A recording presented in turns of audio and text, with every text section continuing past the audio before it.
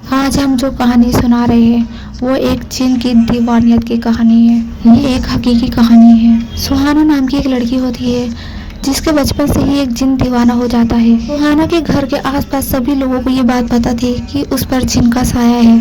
उसके फादर ने उसके गले में एक तावीज़ डलवाया था जिससे जिन उससे दूर रहता है, लेकिन उस जिन ने उसका कभी पीछा नहीं छोड़ा था। सुहाना से कोई शादी नहीं करता, लेकिन फिर भी एक लड़का इम्तियाज उसका दीवाना हो जाता है और उससे शादी कर लेता है। इम्तियाज को ये बात पता नहीं थी कि उस पर जिन का साया है, ना ही वो इन बातों पर यकीन करता था। लेकिन जिस दिन इम्तियाज की शादी सुहाना से हुई उसी दिन उसके गोदाम में आग लग गई।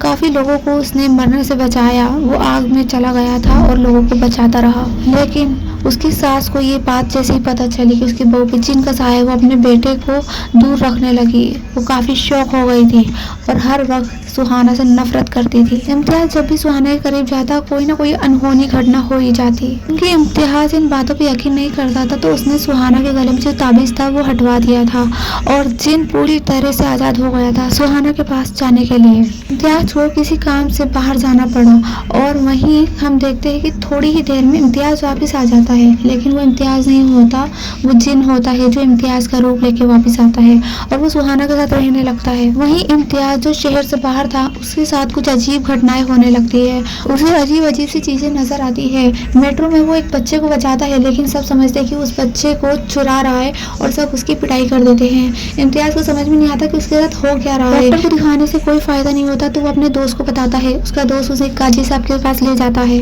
गाजी साहब सब कुछ समझ जाते हैं कि उसके साथ रियल में हो क्या रहा है।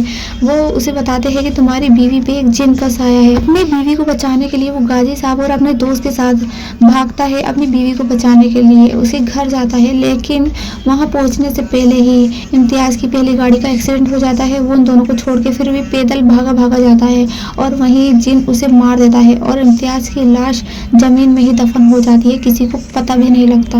इम्तियाज को ढूंढते ढूंढते उसका दोस्त और गाजी साहब पता लगा लेते हैं और वो जमीन के नीचे दफन हुआ मिलता है।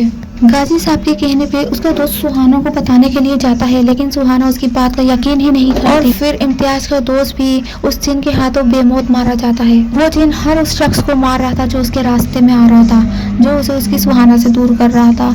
इसलिए वो गाजी साहब को भी मार देता है, क्योंकि अब गाजी साहब भी बचे थे जो उसे उसकी सुहाना से दूर कर देते और वो किसी कीमत पे भी सुहाना से दूर नहीं होना चाहता, इसलिए वो लाशों के ढेर बिछा रहा था। वहीं सुहाना के मन में शक भी आ जाता है और उसे यकीन भी जाता है कि जो ये इसके साथ रह रहा है वो इम्तियाज है ही नहीं। वो उसके सामने रोती है और कहती है कि तुमने मेरे इम्तियाज को मुझसे छीन लिया। अब तुम्हें मेरी आंखें पसंद है, मेरे बाल पसंद है ना, अब ढूंढते रहना इसे राख में। वो खुद को जलाने की कोशिश करती है। सुहाना खुद पे मिट्टी का तेल डाल देती है और बस वो खुद को जलाने ही वाली होती है कि वो उसे रोक देता है, क्योंकि जिस खूबसूरत लड़की के पीछे वो इतने सालों से पड़ा था, जिसके लिए उसने लाशों के ढेर बिछा दिए, उसको वो मरते हुए नहीं देख सकता था।